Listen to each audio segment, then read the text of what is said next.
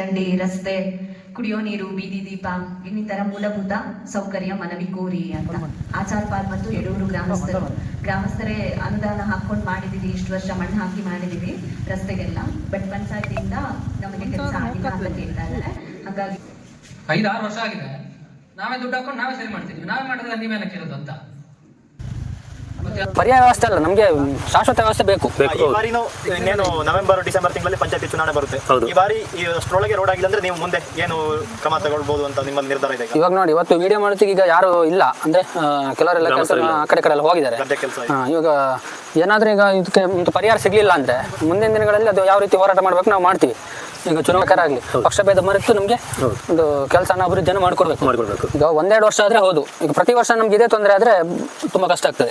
ನಮ್ಮ ಹತ್ರ pickup drop ಎಲ್ಲ ಕೇಳೋರು ಭಯಂಕರ ಇದೀರಿ ರಾಜಕಾರಣಿಗಳು, ಏನು ಲೋಕಲ್ ರಾಜಕಾರಣಿಗಳಾಗಿರ್ಬೋದು. ಆ ಕಡೆ ಅಲ್ಲಿ ಇಲ್ಲಿ ವಿಸಿಟ್ ಮಾಡ್ಬೇಕು ಹಂಗೆ ಅಂತ ನಮ್ಮ ಹತ್ರ ಡ್ರಾಪ್ ಕೇಳ್ತೀರಾ, ಕಾರಲ್ಲೋ ಬೈಕಲ್ಲೋ. ನನ್ನ ಹತ್ರ ತುಂಬಾ ಜನ ಕೇಳ್ತಾರೆ.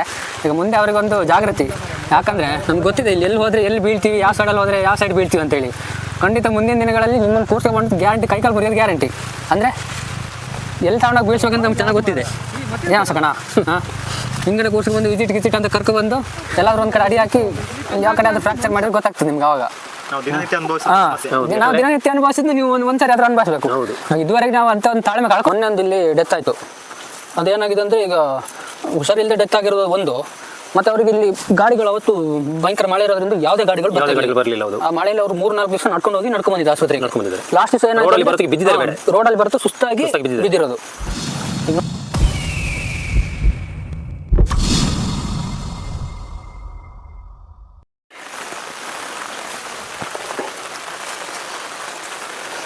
ಹಾಯ್, ಹಲೋ ಎಲ್ಲರೂ ಹೇಗಿದ್ದೀರಾ ಅಂತ? ಚೆನ್ನಾಗಿದ್ದೀರಾ ಅಂತ ಭಾವಿಸ್ತೀನಿ.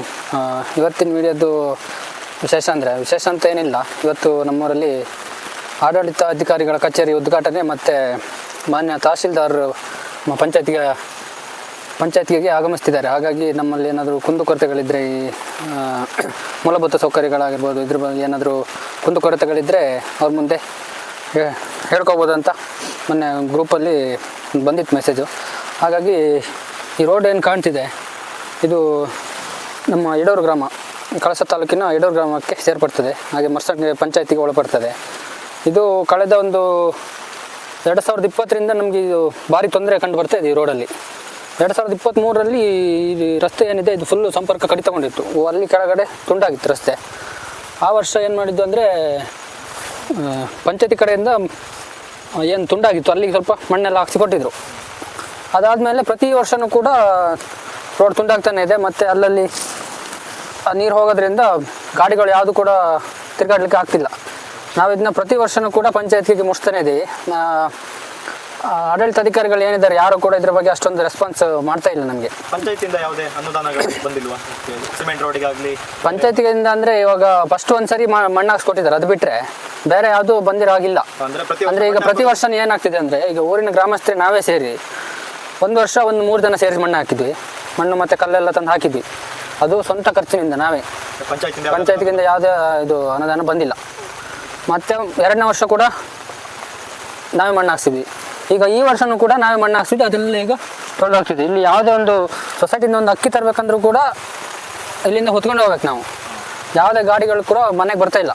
ಮನೆಗೆ ಬರೋ ಸ್ಟೈಲಿ, ಮನೆಗೆ ಬರ್ತಾ ಇದ್ರೆ ಹೇಗೋ ತಗೊಂಡೋಗ್ಬೋದು. ಮೇನ್ ರೋಡಿಂದ ಕೆಳಗಿಳಿಯಲ್ಲ ಗಾಡಿ, ಕೇಳಲ್ಲ. 200-300 ರೂಪಾಯಿ ಬಾಡಿಗೆ ಹೇಳ್ತಾರೆ. ಬಾಡಿಗೆ ಆದ್ರೂ ಕೊಡುವ, ಬರಬೇಕಲ್ಲ, ಬರಲ್ಲ. ಹಾಗಾಗಿ ಭಾರಿ ತೊಂದರೆ ಉಂಟಾಗಿದೆ. ಮತ್ತೆ ಇನ್ನೊಂದಂದ್ರೆ ಇಲ್ಲಿ ಎಷ್ಟು ಮನೆಗೆ ಸಂಪರ್ಕ ಇದೆ? ಇಲ್ಲಿ ಈ ರೋಡ್ ಎಷ್ಟು ಮನೆಗೆ ಸಂಪರ್ಕ ಇದೆ ನೋಡಿ. ಈ ಗ್ರಾಮದಲ್ಲಿ ಈ ರೋಡಿಂದ ಕೆಳಗಡೆ, ಮೇನ್ ರೋಡಿಂದ ಕೆಳಗಡೆ 21 ಮನೆ ಬರುತ್ತೆ. 21 ಮನೆ ಇದೆ. 65 ಓಟ್ ಇದೆ. ಒಂದು 2 ಹಿಂದುಳಿದ ವರ್ಗದವ್ರದ್ದು, ಅಲ್ಪಸಂಖ್ಯಾತರ ಮನೆ ಇದೆ. ಮತ್ತು ಹಿಂದುಳಿದ ವರ್ಗದವ್ರದ್ದು ಒಂದು ಸ್ವಲ್ಪ ಮನೆ ಇದೆ. ಈಗ ಏನಾಗ್ತಿದೆ ಅಂದರೆ, ಯಾರಿಗಾದ್ರೂ ಹುಷಾರಿಲ್ಲ ಅಂದರೂ ಕೂಡ ಅವ್ರನ್ನ ಹೊತ್ಕೊಂಡೇ ಬರ್ಬೇಕು ನಾವು. ಇಲ್ಲಿ ಗಾಡಿ ಗಿಡಿಯನ್ನು ಕೆಳಗೆ ಇಳಿಯೋ ಮಾತೇ ಇಲ್ಲ. ಏನೋ ಬೈಕ್ ಒಂದು ಭಂಗದಲ್ಲಿ ತಗೊಂಡು ಹೋಗ್ಬೋದು, ಬಿಟ್ಟರೆ ಬೇರೆ ಗಾಡಿಗಳು ಕೆಳಗೆ ಬರಲ್ಲ. ಮತ್ತು ಪ್ರತಿಯೊಂದು ಮನೆಯಲ್ಲೂ ವಯಸ್ಸಾಗಿರುವಂಥವ್ರು ಇದ್ದಾರೆ. ಮತ್ತು ಒಂದು ಮನೆಯಲ್ಲಿ ವಿಕಲಚೇತನ ಹುಡುಗ ಇದ್ದಾನೆ. ಅವನು ಕೂಡ ನೋಡಿ, ಅವನೊಂದು 45 kg ಇದ್ದಾನೆ. ಈಗ ಅವ್ರ ಮನೆಯಲ್ಲಿ ಕೂಡ ಅವರ ತಂದೆ ಇಲ್ಲ, ತಾಯಿ ಒಬ್ಬರು ಇರೋದು. ಮತ್ತೊಬ್ಬ ಒಂದು 16-17 ವರ್ಷದ್ದು ಹುಡುಗ ಇದ್ದಾನೆ, ಅಣ್ಣ. ಈಗ ಅವನಿಗೂ ಕೂಡ ಏನಾದರೂ ತೊಂದರೆ ಆದರೆ ಅವನು ಕೂಡ ಹೊತ್ಕೊಂಡೇ ಬರ್ಬೇಕು. 45 kg ಹೊರೋದು ಸಾಮಾನ್ಯ ವಿಷಯ ಅಲ್ಲ. ಈಗ ಅಲ್ಲಿ ಮನೇಲಿ ಯಾರಾದರೂ ಇದ್ದರೆ ಆಯಿತು, ನಾವು ಅಕ್ಕಪಕ್ಕದವ್ರು ಯಾರು ಇದ್ದರೆ ಆಗುತ್ತೆ. ಯಾರು ಇಲ್ಲ ಅಂದಾಗ ಏನಾದರೂ ಅವನಿಗೆ ಬೇರೆ ಸ್ವಲ್ಪ ಪ್ರಾಬ್ಲಮ್ಗಳು ಇದೆ. ಆ ಪ್ರಾಬ್ಲಮ್ಗಳು ಏನಾದರೂ ಯಾರು ಇಲ್ದಿದ್ದಾಗ ಆದರೆ ಹುಡುಗನ ಪರಿಸ್ಥಿತಿ ಏನು. ಮತ್ತು ನೋಡಿ ಅಲ್ಲೊಂದು ಮನೆ ಕೂಡ ಅಷ್ಟೇ, ಅದು ಈಗ ಕಳೆದೊಂದು 4-5 ವರ್ಷದಿಂದ ಏನು ಫ್ಲಡ್ ಆಯಿತು ಆ ಟೈಮಿಂದ ಅದು ಮನೆ ಜರಿದೋಗಿದೆ. ಅದಕ್ಕೊಂದು ಏನೋ 45,000 ಪರಿಹಾರ ಕೊಟ್ಟಿದ್ದಾರೆ. ಆ 45,000ದಲ್ಲಿ ಈಗ ಏನೂ ಆಗಲ್ಲ. ಆ ಮನೆ ಹಿಂದ್ಗಡೆ ಒಂದು ಸ್ವಲ್ಪ ಮಣ್ಣು ತಗ್ಸಿದ್ದಾರೆ ಬಿಟ್ಟರೆ ಬೇರೆ ಏನಿಲ್ಲ. ಯಾಕಂದರೆ ಮನೆಯಲ್ಲಿ ಅವ್ರಿಗೆ ಗಂಡ ಇಲ್ಲ, ಮಕ್ಕಳು ಸಣ್ಣವರು, ಒಬ್ಬ ವಿಕಲಚೇತನ ಮಗು ಬೇರೆ.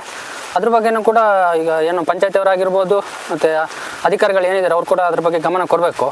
ಈ ರೀತಿ ಸಮಸ್ಯೆ ಆಗಿದ್ದರಿಂದ ನೀವು ಪಂಚಾಯತಿಗೆ ಅರ್ಜಿ ಕೊಡೋದು ವಿಚಾರಣೆ ಏನಾದರೂ ಮಾಡಿದ್ದೀರಾ? ಹೌದು, ನಾವು ವಿಚಾರಣೆ ಮಾಡಿದ್ವಿ. ಪಂಚಾಯತ್ಗೆಯಲ್ಲಿ ಮೀಟಿಂಗ್ ಇರುವಾಗ ವಿಚಾರಣೆ ಮಾಡಿದ್ವಿ. ಅದಕ್ಕಾಗಿ 5 ಲಕ್ಷ ರೂಪಾಯಿ ಇಡಿಸಿದ್ರು ಈ ರೋಡ್ಗೆ, ಸಿಮೆಂಟ್ ರೋಡ್ ಮಾಡ್ಸೋಣ ಅಂತೇಳಿ. ಆಮೇಲೆ ಚಾನಲ್ ವ್ಯವಸ್ಥೆ, ಆಮೇಲೆ ಸಿಮೆಂಟ್ ರೋಡ್ಗೆ 5 ಲಕ್ಷ ರೂಪಾಯಿ ಇಡಿಸಿದ್ರು ಇದಕ್ಕೆ. ಆಮೇಲೆ ಬೀದಿ ವ್ಯವಸ್ಥೆ, ಬೀದಿ ಲೈಟ್ ವ್ಯವಸ್ಥೆನೂ ನಾನು ಹೇಳಿದೆ, ನೋಡಿ ಇಲ್ಲಿ ತುಂಬ ಪ್ರಾಬ್ಲಮ್ ಆಗ್ತದೆ, ಟರ್ನಲ್ ಇದೆ, ರಾತ್ರಿ ಓಡಾಡೋದಕ್ಕೆ ತುಂಬ ಸಮಸ್ಯೆ ಆಗ್ತದೆ, ಕಾಡ್ಕೋಣವೆಲ್ಲ ತುಂಬ ಪ್ರಾಬ್ಲಮ್ ಇದೆ. ಈಗ ಇತ್ತೀಚೆಗೆ ಕಾಡ್ಕೋಣದ್ದು ಹಾವಳಿ ಜಾಸ್ತಿ ಆಗಿದೆ. ಕಾಡ್ಕೋಣ ಬೇರೆ, ಆನೆ ಬೇರೆ. ಕಳೆದ 1-2 ವರ್ಷಗಳಿಂದ ಆನೆಗಳು ಕೂಡ ಬರ್ತಾ ಇರುವಂತದ್ದು. ಅದು ಪಂಚಾಯತಿಯಿಂದ ಬಂದೇನಾದ್ರು ಆಶ್ವಾಸನೆಗಳಾದರೂ ನೀಡಿದ್ರ ಸಿಮೆಂಟ್ ಚರಂಡಿ ಬಗ್ಗೆ? ಪಂಚಾಯತಿಗೆ ಏನು ಗೊತ್ತಾ, ಲಾಸ್ಟ್ ಟೈಮ್ ಒಂದು ಕಟ್ಟಾಯ್ತಲ್ಲ, ಸಂಪರ್ಕ ಪೂರ ಕಡಿತಗೊಳ್ತಲ್ಲ, ಆ ಟೈಮಲ್ಲಿ ಬಂದು ಆಶ್ವಾಸನೆ ನೀಡಿದ್ರು, ನೆಕ್ಸ್ಟ್ಗೆ ಕಾಂಕ್ರೀಟ್ ರೋಡ್ ವ್ಯವಸ್ಥೆ ಮಾಡ್ಕೊಡ್ತೀವಿ ಮತ್ತೆ ಬಾಕ್ಸ್ ಚರಂಡಿ ಏನು ಮಾಡ್ಕೊಡ್ತೀವಿ ಅಂತೇಳಿ. ಈಗ ಮೇಯ್ನ್ ಆಗಿ ನಮ್ಗೆ ಚರಂಡಿ ಇಲ್ದೇನೆ, ಚರಂಡಿ ವರ್ಷಕ್ಕೆ ಹಾಳಾಗ್ತಿದೆ, ಹಾಗಾಗಿ ಈ ರೋಡ್ ಹಾಳಾಗ್ತಿರುವಂಥದ್ದು. ಬೀದಿ ದೀಪದಾದ್ರೆ ಬಿಡಿ, ಬೀದಿ ದೀಪ ಏನಾದ್ರೂ ಒಂದು ಆಗ್ತದೆ. ಈಗ ಮುಖ್ಯವಾಗಿ ನಮ್ಗೆ ಬೇಕಾಗಿರುವಂಥದ್ದು ರಸ್ತೆ ಸಂಪರ್ಕ. ಹೌದು, ಈಗ ಪ್ರತಿ ಮಾಡಿಕೊಟ್ರೆ ನಿಮಗೆಲ್ಲ ಉತ್ತಮ ಆಗ್ಬೋದು. ಹೌದು, ಯಾಕಂದ್ರೆ ಮೇನ್ ರೋಡ್ ಇಂದ ನಾಗಪಚ್ಚವರು, ಕಿತ್ತಲಗೊಂಡ ನಾಗಪಚ್ಚವರು ಮನೆವರೆಗೆ ಮಾಡಿಕೊಟ್ರೆ ಉತ್ತಮ. ಅಲ್ಲಿಂದ ಆ ಕಡೆ ಈಗ ಸ್ವಲ್ಪ ದೂರ ಅದು ಗುಡ್ಡ ಇದೆ, ಅದು ತೊಂದರೆ ಇಲ್ಲ, ಲೆವೆಲ್ ಇದೆ. ಅದ್ರದ್ದು ಬೇಕಾದ್ರೆ ಅಲ್ಲಿಂದ ಕೆಳಗೆ ಸ್ವಲ್ಪ ಮಾಡಿಕೊಡಿ. ಕೆಳಗಡೆ, ಹೌದು, ಕೆಳಗಡೆ ಒಂದು ಸ್ವಲ್ಪ ತೊಂದರೆ ಇದೆ. ಬರೀ ಖಾಲಿ ಆಶ್ವಾಸನೆ ಕೊಡೋದಲ್ಲ, ಸ್ಥಳಕ್ಕೆ ಬಂದು ಪರಿಶೀಲನೆ ಮಾಡಿ ನೋಡಿ, ಏನು ಪರ್ಯಾಯ ವ್ಯವಸ್ಥೆ ಅಲ್ಲ, ನಮಗೆ ಶಾಶ್ವತ ವ್ಯವಸ್ಥೆ ಬೇಕು. ಈ ಬಾರಿನೂ ಇನ್ನೇನು ನವೆಂಬರ್-ಡಿಸೆಂಬರ್ ತಿಂಗಳಲ್ಲಿ ಪಂಚಾಯತಿ ಚುನಾವಣೆ ಬರುತ್ತೆ. ಈ ಬಾರಿ ಅಷ್ಟರೊಳಗೆ ರೋಡ್ ಆಗಿಲ್ಲ ಅಂದ್ರೆ ನೀವು ಮುಂದೆ ಏನು ಕ್ರಮ ತಗೊಳ್ಬಹುದು ಅಂತ ನಿಮ್ಮಲ್ಲಿ ನಿರ್ಧಾರ ಇದೆ? ಇವಾಗ ನೋಡಿ, ಇವತ್ತು ವಿಡಿಯೋ ಮಾಡೋದಕ್ಕೆ ಈಗ ಯಾರು ಇಲ್ಲ ಅಂದ್ರೆ ಕೆಲವರೆಲ್ಲ ಕೆಲಸ ಆ ಕಡೆ ಎಲ್ಲ ಹೋಗಿದ್ದಾರೆ. ಇವಾಗ ಏನಾದ್ರೂ ಈಗ ಇದಕ್ಕೆ ಪರಿಹಾರ ಸಿಗ್ಲಿಲ್ಲ ಅಂದ್ರೆ ಮುಂದಿನ ದಿನಗಳಲ್ಲಿ ಅದು ಯಾವ ರೀತಿ ಹೋರಾಟ ಮಾಡ್ಬೇಕು ನಾವು ಮಾಡ್ತೀವಿ. ಈಗ ಚುನಾವಣೆಗಳೇನು ನೆಕ್ಸ್ಟ್ ಬರ್ಲಿಕ್ಕಿದಾವೆ, ಅದ್ರ ಬಗ್ಗೆ ಸ್ವಲ್ಪ ನಿಗಾ ವಹಿಸಿ. ಈಗ ಏನು ರಾಜಕಾರಣಿಗಳೆಲ್ಲ ಇದ್ದಾರೆ, ನಾವೀಗ ಏನು ಯಾವ ಪಕ್ಷದವ್ರನ್ನೂ ದೂರ್ತಾ ಇಲ್ಲ. ಗಾಡಿದು ಯಾವ ಪಕ್ಷ ಇದೆ, ಅಭಿವೃದ್ಧಿ ಬೇಕು. ಈಗ ನಮ್ಮನೆಗೆ ಈಗ ಬೇರೆಯವ್ರ ಮನೆ ಕಂಡ್ರೆ ಆಗಲ್ಲ ಅಂತ ಹೇಳೋದಲ್ಲ, ಅಲ್ಲಿ ಈಗ ಅಭಿವೃದ್ಧಿ ಅಂತ ಬಂದ್ರೆ ಎಲ್ಲರೂ ಒಟ್ಟಾಗ್ಲೇಬೇಕಾಗ್ತದೆ. ಯಾವ ಪಕ್ಷದವ್ರು ಬೇಕಾದ್ರೆ ಆಗ್ಲಿ, ಪಕ್ಷ ಭೇದ ಮರೆತು ನಮ್ಗೆ ಒಂದು ಕೆಲಸನ ಅಭಿವೃದ್ಧಿಯನ್ನು ಮಾಡ್ಕೊಡ್ಬೇಕು. ಈಗ 1-2 ವರ್ಷ ಆದ್ರೆ ಹೌದು, ಈಗ ಪ್ರತಿ ವರ್ಷ ನಮ್ಗೆ ಇದೇ ತೊಂದರೆ ಆದ್ರೆ ತುಂಬಾ ಕಷ್ಟ ಆಗ್ತದೆ. ನಿಮಗೆ ಸಾಂತ್ವನ ಅಷ್ಟೇ ಸಿಗ್ತಾ ಇದೆ ಬಿಟ್ರೆ ಯಾವುದೇ ಪರಿಹಾರ ಇಲ್ಲ. ಮತ್ತೆ ಫಂಡ್ ಎಲ್ಲ ಸ್ಯಾಂಕ್ಷನ್ ಆಗಿದೆ ಅಂತಾರೆ.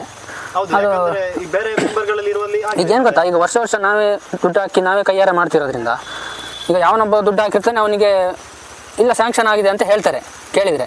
ಅದೀಗ ನಾವು ಅಲ್ಲಿ ಹೋಗಿ ವಿಚಾರಿಸ್ಬೇಕು, ಈಗ ಯಾರಿಗೆ ಹೋಗಿದೆ ಏನು ಅಂತೇಳಿ. ಈಗ ಸ್ವಂತ ಕೈಯಿಂದ ದುಡ್ಡು ಹಾಕಿ ಮಾಡಿದವನಿಗೆ ಅದು ಸಿಗಲೇಬೇಕು, ಅದ್ರ ಬಗ್ಗೆ ನಮ್ದೇನು ಆಕ್ಷೇಪ ಇಲ್ಲ. ಈಗ ನಾವು ಸ್ವಲ್ಪ ಟೈಮೆಲ್ಲ ಮಣ್ಣು ಹಾಕಿದ್ವಿ, ಅದು ನಮಗೆ 1 ರೂಪಾಯಿನೂ ಬಂದಿಲ್ಲ. ದುಡ್ಡು ಬರೋದು ಬೇಡ, ಚೆನ್ನಾಗಾದ್ರೆ ಸಾಕು. ಈಗ ಮೊನ್ನೆ ಒಂದು ಇಲ್ಲಿ ಡೆತ್ ಆಯಿತು. ಅದೇನಾಗಿದೆ ಅಂದರೆ ಈಗ ಹುಷಾರಿಲ್ಲದೆ ಡೆತ್ ಆಗಿರೋದು ಒಂದು, ಮತ್ತೆ ಅವ್ರಿಗೆ ಇಲ್ಲಿ ಗಾಡಿಗಳು ಅವತ್ತು ಭಯಂಕರ ಮಳೆ ಇರೋದ್ರಿಂದ ಯಾವುದೇ ಗಾಡಿಗಳು ಬರಲಿಲ್ಲ. ಆ ಮಳೆಯಲ್ಲಿ ಅವರು 3-4 ದಿವಸ ನಡ್ಕೊಂಡು ಬಂದಿದ್ದು ಆಸ್ಪತ್ರೆಗೆ. ಲಾಸ್ಟ್ ದಿವಸ ಏನಾದ್ರು ರೋಡಲ್ಲಿ ಬರುತ್ತೆ ಸುಸ್ತಾಗಿ ಬಿದ್ದಿರೋದು. ಈಗ ನೋಡಿ ಸಾವಿಗೆಲ್ಲ ನೋಡಿ, ಅದು ಯಾರಿಗಾದ್ರೂ ಒಂದು ನಷ್ಟ ಅಲ್ಲ, ಭಯಂಕರ ನಷ್ಟ ಅದು. ಹಾಗಾಗಿ ಇದ್ರ ಬಗ್ಗೆ ಭಾರಿ ಸೂಕ್ಷ್ಮವಾಗಿ ನೀವು ಗಮನ ಕೊಡಲೇಬೇಕು. ಈಗ ಮುಂದಿನ ದಿನಗಳು ನಾನು ಹೇಳ್ತಾ ಇದ್ದೀನಿ ನೋಡಿ, ಒಂದು ಅಂಗವಿಕಲ ಒಂದು ಮಗು ಇದೆ, ಅವನಿಗಾದ್ರೂ ಅಷ್ಟೇ ಏನಾದರೂ ಹೆಚ್ಚು ಕಮ್ಮಿ ಆಗಿ ಏನಾದರೂ ಈಗ ಓಡಾಡಲಿಕ್ಕೆ ಅದು ಇದು ಭಂಗ ಆಯಿತು, ಹಾಗೇನಾದರೂ ಹೆಚ್ಚು ಕಮ್ಮಿ ಆಯಿತು ಅಂದರೆ ಇದಕ್ಕೆ ನೇರವಾಗಿ ಪಂಚಾಯತಿಯವರು ಮತ್ತು ಏನು ಅಧಿಕಾರಿಗಳಿದ್ದಾರೆ, ಆಡಳಿತ ಅಧಿಕಾರಿಗಳು ಅವರೇ ಹೊಣೆ ಹಾಕ್ತಾರೆ. ಮತ್ತೆಂತ ಗೊತ್ತಾ, ಈಗ 1 ವರ್ಷ ಒಬ್ಬ ರೋಡಿಗೆ ಮಣ್ಣು ಹಾಕ್ತಾನೆ, ಯಾಕಂದ್ರೆ ಒಂದು ಗಾಡಿ ತಂದಿರ್ತಾನೆ ಮಣ್ಣು ಹಾಕ್ತಾನೆ. ಈಗ ಅದೇ ದಾರಿಯಲ್ಲಿ ಬೇರೆ ಅವರೊಬ್ಬ ಲೋಡ್ ಗಾಡಿನ ಏನೋ ತಂದ ಹಾಳಾಯ್ತು, ಈಗ ಊರೊಳಗಡೆ ತೊಂದರೆ ಆಗ್ತಿದೆ. ನಾನು ಮಣ್ಣು ಹಾಕ್ಸಿದೆ, ನೀನು ಗಾಡಿ ತಂದು ಹಾಳಾಯ್ತು ಅಂತೇಳಿ ದಿನ ಬೆಳಗ್ಗೆ ಇದ್ರೆ ನಮಗೆ ನಮ್ಮೊಳಗೆ ಸಮಸ್ಯೆ ಉಂಟಾಗ್ತಿದೆ. ಯಾಕಂದ್ರೆ ಅದು ಒಬ್ಬ ದುಡ್ಡು ಕೊಟ್ಟು ಮಾಡಿಸಿದೆ ಅಂದ್ರೆ ಅವನಿಗೆ ಮನಸ್ಸಿಗೆ ಬೇಜಾರಾಗುವಂತ ಸಹಜ.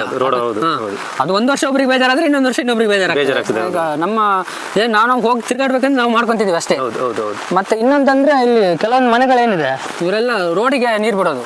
ಮಳೆಗಾಲದಲ್ಲಿ ಇದೊಂದು ಸಮಸ್ಯೆ ಆದ್ರೆ ಇನ್ನೊಂದು ಗಾಡಿ ತೊಳೆಯೋದು, ರೋಡಲ್ಲಿ ತಂದು ಗಾಡಿ ತೊಳಿತಾರೆ, ಎಲ್ಲದೂ ಇಲ್ಲಿ ಹೋಗ್ತದೆ. ಈಗ ನೋಡಿ, ಈಗ ಈ ರೋಡ್ ಇವಾಗ ವಿಡಿಯೋದಲ್ಲಿ ನಿಮಗೆ ಹೋಗ್ಬೋದು ಬರ್ಬೋದು ಏನು ಆರಾಮ್ ಅಂತ ಕಾಣ್ತದೆ, ಬಟ್ ಇಲ್ಲಿ ಗಾಡಿ ಇಳಿಸಿದವನಿಗೆ ಗೊತ್ತಾದ್ರೆ ಹಣೆ ಬರ ಏನು ಕೆಮ್ಮಣ್ಣು ಬೇರೆ ನಡ್ಕೊಂಡು ಹೋಗ್ಲಿಕ್ಕಾಗಲ್ಲ. ಉದಾಹರಣೆಗೆ ಒಂದ್ಸಲ ವಿಲೇಜ್ ಅಕೌಂಟೆಂಟ್ ಬಂದಿದ್ರು ನಮ್ದು ಮನೆ ಕೆಲಸಕ್ಕೆ, ಅವರೇ ಹೇಳಿದ್ರು ಯಾಕೆ ನೀವು ಈ ತರ ಬಿಟ್ಕೊಂಡಿದ್ದೀರಿ ಅಂತ. ಒಂದು ಗೌರ್ಮೆಂಟ್ ಆಫೀಸರ್ಗಳು ಈ ತರ ಹೇಳ್ತಿರುವಾಗ ಈಗ ಗೌರ್ಮೆಂಟ್ ಆಫೀಸರ್ಗಳಾಗಿರ್ಬೋದು ಮತ್ತೆ ರಾಜಕೀಯ ವ್ಯಕ್ತಿಗಳಾಗಿರ್ಬೋದು. ಈಗ ನಮ್ಮ ಹತ್ರ ಪಿಕಪ್ ಡ್ರಾಪ್ ಎಲ್ಲ ಕೇಳೋರು ಭಯಂಕರ ಇದ್ದೀರಿ ರಾಜಕಾರಣಿಗಳು, ಏನು ಲೋಕಲ್ ರಾಜಕಾರಣಿಗಳಾಗಿರ್ಬೋದು. ಆ ಕಡೆ ಅಲ್ಲಿ ಇಲ್ಲಿ ವಿಸಿಟ್ ಮಾಡಬೇಕು ಹಂಗೆ ಹಿಂಗೆ ಅಂತ ನಮ್ಮ ಹತ್ರ ಡ್ರಾಪ್ ಕೇಳ್ತೀರ, ಕಾರಲ್ಲೋ ಬೈಕಲ್ಲೋ. ನನ್ನ ಹತ್ರ ತುಂಬ ಜನ ಕೇಳ್ತಾರೆ. ಈಗ ಮುಂದೆ ಅವರಿಗೊಂದು ಜಾಗೃತಿ, ಯಾಕಂದರೆ ನಮ್ಗೆ ಗೊತ್ತಿದೆ ಇಲ್ಲಿ ಎಲ್ಲಿ ಹೋದರೆ ಎಲ್ಲಿ ಬೀಳ್ತೀವಿ, ಯಾವ ಸೈಡಲ್ಲಿ ಹೋದರೆ ಯಾವ ಸೈಡ್ ಬೀಳ್ತೀವಿ ಅಂತೇಳಿ. ಖಂಡಿತ ಮುಂದಿನ ದಿನಗಳಲ್ಲಿ ನಿಮ್ಮನ್ನು ಕೂರ್ಸ್ಕೊಂಡು ಗ್ಯಾರಂಟಿ, ಕೈಕಾಲು ಬರೆಯೋದು ಗ್ಯಾರಂಟಿ. ಅಂದರೆ ಎಲ್ಲಿ ತಗೊಂಡೋಗಿ ಬೀಳ್ಸ್ಬೇಕಂತ ನಮ್ಗೆ ಚೆನ್ನಾಗಿ ಗೊತ್ತಿದೆ. ಏನು ಸಕಣ ಹಾಂ, ಹಿಂಗಡೆ ಕೂರ್ಸ್ಕೊಂಡು ವಿಸಿಟ್ ಅಂತ ಕರ್ಕೊಬಂದು ಎಲ್ಲಾದ್ರೂ ಒಂದು ಕಡೆ ಅಡಿ ಹಾಕಿ ಯಾವ ಕಡೆ ಆದ್ರೂ ಫ್ರಾಕ್ಚರ್ ಮಾಡಿದ್ರೆ ಗೊತ್ತಾಗ್ತದೆ ನಿಮ್ಗೆ. ಅವಾಗ ನಾವು ದಿನನಿತ್ಯ ನಾವು ದಿನನಿತ್ಯ ಅನುಭವಿಸಿದ್ದು ನೀವು ಒಂದ್ಸರಿ ಆದ್ರೂ ಅನುಭವಿಸ್ಬೇಕು. ಇದುವೇ ನಾವು ಅಷ್ಟು ತಾಳ್ಮೆ ಕಳ್ಕೊಂಡಿಲ್ಲ, ಮುಂದೆ ಕಳ್ಕೊಳ್ಳೋ ಥರ ಮಾಡಬೇಡಿ. ಯಾಕಂದ್ರೆ ನಮಗೆ ಗೊತ್ತಿದೆ, ನಾವು ಮಾಮೂಲಿ ತಿರುಗಾಡೋರಿಗೆ ಎಲ್ಲಿ ಹೋದರೆ ಏನಾಗುತ್ತೆ ಅನ್ನೋದು ಗೊತ್ತಿದೆ. ಇದು ತಮಾಷೆಯಾಗಿ ಕಾಣ್ಬೋದು, ಆದರೂ ಕೂಡ ಸ್ವಲ್ಪ ಯೋಚನೆ ಮಾಡಿ. ಯಾಕಂದರೆ ಎಲ್ಲ ಹುಡುಗರು ಅಷ್ಟೇ, ಇಲ್ಲಿಯವರು ಏನು ಎಲ್ಲರೂ ಕೂಡ ಬೈಕಲ್ಲಿ ಅಲ್ಲಿ ಇಲ್ಲಿ ಅಂತೇಳಿ ಡ್ರಾಪ್ ತಗೊಳ್ತಾನೆ ಇರ್ತಾರೆ ಅವ್ರವ್ರು ಅಂತೇಳಿ. ಹಾಗಾಗಿ ನೋಡಿ ಸ್ವಲ್ಪ. ಈಗ ಇದ್ರ ಬಗ್ಗೆ ನಾವೀಗ ತಹಶೀಲ್ದಾರಿಗೆ ಒಂದು ಲೆಟರನ್ನು ಕೊಡಲಿಕ್ಕೆ ಹೋಗ್ತಿದ್ದೀವಿ. ಹಾಗಾಗಿ ಇದೊಂದು ಪ್ರೂಫ್ ಇರಲಿ ಅನ್ನೋವಂಥದ್ದೊಂದು ಇದು ಇರಲಿ ಅನ್ನೋಕ್ಕೋಸ್ಕರ ಒಂದು ವೀಡಿಯೋ ಮಾಡ್ಕೊಳ್ತಿರೋದು.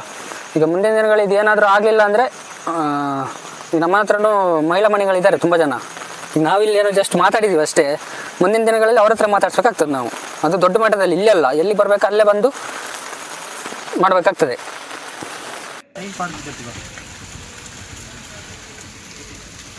ನೋಡಿ ನಮ್ಮ ಅಪ್ಪನ ಸೈನ್ ಹಾಕಿ ನೋಡಿ, ಇನ್ನೂ ಸ್ವಲ್ಪ ಸಿಟ್ಟು ಬರಬೇಕು. ಎಂತ ಮಾಡೋದು, ಮಕ್ಕಳು ಮಾಡೋದಂತ ಆಗಲ್ಲ.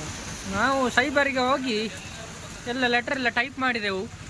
ಚರಂಡಿ, ರಸ್ತೆ, ಕುಡಿಯೋ ನೀರು, ಬೀದಿ ದೀಪ ಇನ್ನಿತರ ಮೂಲಭೂತ ಸೌಕರ್ಯ ಮನವಿ ಕೋರಿ ಅಂತ ಆಚಾರ್ಪಾಲ್ ಮತ್ತು ಯಡೂರು ಗ್ರಾಮಸ್ಥರೇ ಅನುದಾನ ಹಾಕೊಂಡು ಮಾಡಿದೀವಿ. ಇಷ್ಟು ವರ್ಷ ಮಣ್ಣು ಹಾಕಿ ಮಾಡಿದೀವಿ ರಸ್ತೆಗೆಲ್ಲ. ಬಟ್ ಪಂಚಾಯತಿಯಿಂದ ನಮಗೆ ಕೆಲಸ ಆಗಿಲ್ಲ ಅಂತ ಕೇಳ್ತಾ ಇದ್ದಾರೆ. ಹಾಗಾಗಿ ಇದನ್ನ ಒಂದು ನೀವು ತಿಳಿಸ್ಬೇಕು ಅಂತಿದ್ರಿಂದ ನಾನು ತಿಳಿಸ್ಬೇಕಾಯ್ತು PDO ಅವರ ಗಮನಕ್ಕೆ.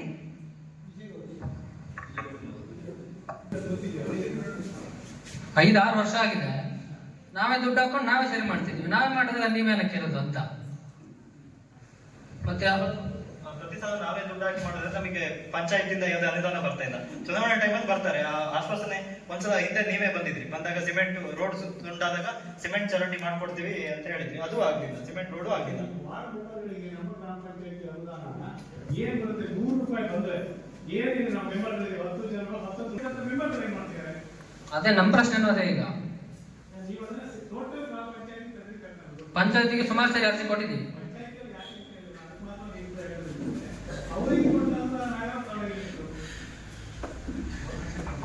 ಕೇಳಿದ್ವಿ ಪಂಚಾಯತಿ ದುಡ್ಡಿಲ್ಲ ಅಂತ ಆಯ್ತು, ನಾವು ಕೈಯಿಂದ ಯಾಕೆ ಮಾಡಿದ್ವಿ, ಏನ್ ನಾವು ಓಡಾಡಲೇಬೇಕು. ನಾನೇ ಒಂದು ಆಚಾರ ಮಾಡಿ 1 ಲಕ್ಷ, ನೀರೋಡಿಗೆ 1 ಲಕ್ಷ ಅಂತ ಇಡ್ಸಿದ್ದೆ. ನಮ್ಮ ಕಾಲೋನಿ ನೀರೋಡಿಗೆ 1 ಲಕ್ಷ ಅಂತ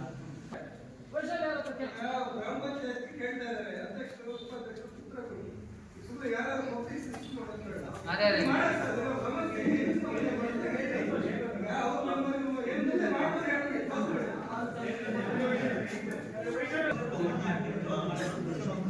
ಏನ್ ಗೊತ್ತು, ಅರ್ಜೆಂಟಿಗೆ ಸ್ವಲ್ಪ ಮಣ್ಣು ಹಾಕ್ತಾರೆ, ಬಿಡ್ತಾರೆ. ಅದು ನೆಕ್ಸ್ಟ್ ವರ್ಷ ಅದೇ ಪ್ರಾಬ್ಲಮ್ ಮತ್ತೆ. ಮೊನ್ನೆ ಒಂದು ಹುಡುಗಿ ತೀರೋಯ್ತು ಅದು ನಮ್ಮೂರಲ್ಲಿ. ಅದು ಸುಸ್ತಾಗಿ ನಡ್ಕೊಂಡು ಹೋಗಿ ಆಗ್ತಾನೆ ತೀರೋದು.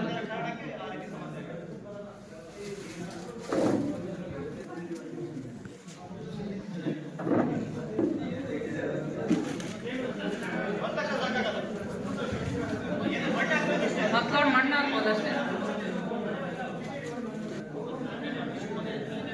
ಅಲ್ಲಿ ನೋಡಿ 21 ಮನೆ ಇದೆ, 65 ಓಟ್ ಇದೆ ಒಟ್ಟು.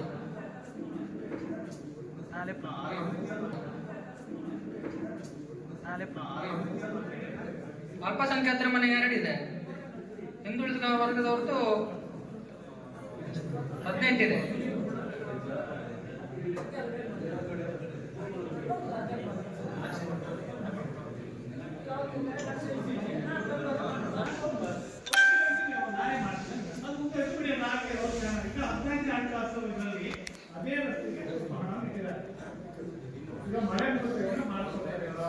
ಮೆಂಬರ್ ಇಲ್ಲ, ಅವ್ರ ಮಾತಾಡ್ತಿದ್ದೀನಿ. ಹಣವನ್ನ ಈ ಮನೆ ಕೊಟ್ಟ ಸ್ವಲ್ಪ ಹಣವನ್ನು ಅದೇ ಹೊಟ್ಟೆ ಇಟ್ಟಿದೆ.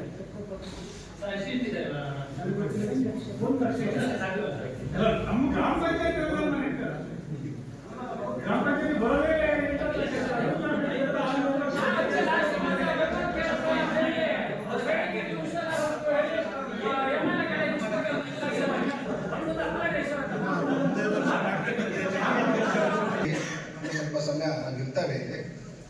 ಮತ್ತು ಮುಂದುವರೆದು ಈಗ ನಮ್ಮ ವಿವಿಧ ಇಲಾಖೆಗಳಿಂದ ಮಾನ್ಯ ಅಧಿಕಾರಿಗಳು ಕೂಡ ಇಲ್ಲಿ ಆಶಿಸಿದ್ದಾರೆ.